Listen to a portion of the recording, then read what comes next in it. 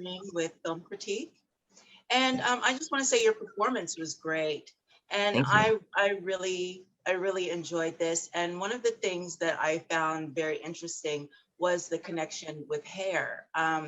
We've talked about that in other interviews that we've done. And for you as a young Black man, how was it for you to deal with those issues of hair? Like, have you had that in your personal life, and where did you pull it on that for the role?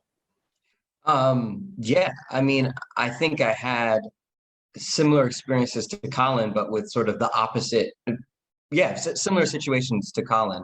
Um, Even though I grew up in New York City, which is a stark contrast to, a white community in California, I do have that melting pot. I have that Dominican part of me all around me. I grew up in Harlem, so I grew up seeing brothers and sisters and seeing the hair and being involved in that side of the culture. But being a part of the acting industry since I was 3 has made me very self-conscious about how I look approaching a casting office, approaching producers and directors. How will my hair, how will my look affect how people look at me and what kind of roles I'm able to do? So for example, I had never braided my hair before. I never did anything to my hair up into working in the project. I'd never had the opportunity to show my hair off in any other kind of facet because the rest of the entertainment industry wasn't sure what that was. They didn't know how to typecast that and how to associate that. What does that mean for the character?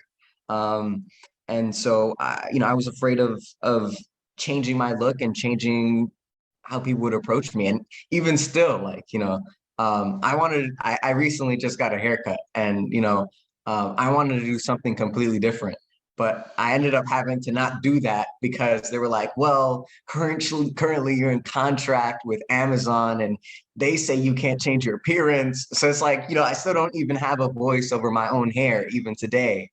And so, yeah, I do understand that, that struggle with yourself, with your image, with your personality, and also trying to be representable enough for another community and for someone else's expectations of you. Wow, thank you. That's very interesting. I like that perspective. Yeah. Thank you.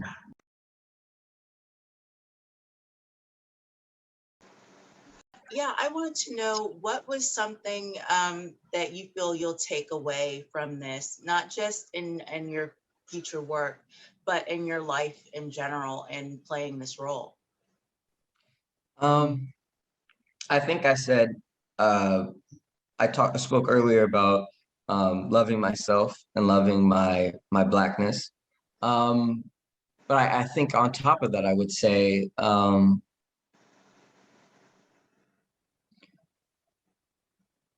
again, how it sort of reaffirmed that sense of telling important stories. I remember I was sort of at my wit's end as far as, especially with COVID and lockdown, as far as if I was even willing to continue an acting career, let alone it be, theatrical or not.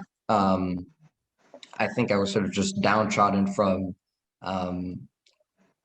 not rejection, not failure, but from rejection. And I started confusing the idea of being rejected and failure, and that led me to be more hard on myself than I already am. And I think with Ava's light and power and Colin's motivation, I think I've learned to separate the two, know when you failed and know when you've been rejected, and how that rejection can have little semblance on your true identity, on who you are. And it's definitely made me think clear about myself. Very nice, very nice. It's some great answers. Thank you so Thank you. much.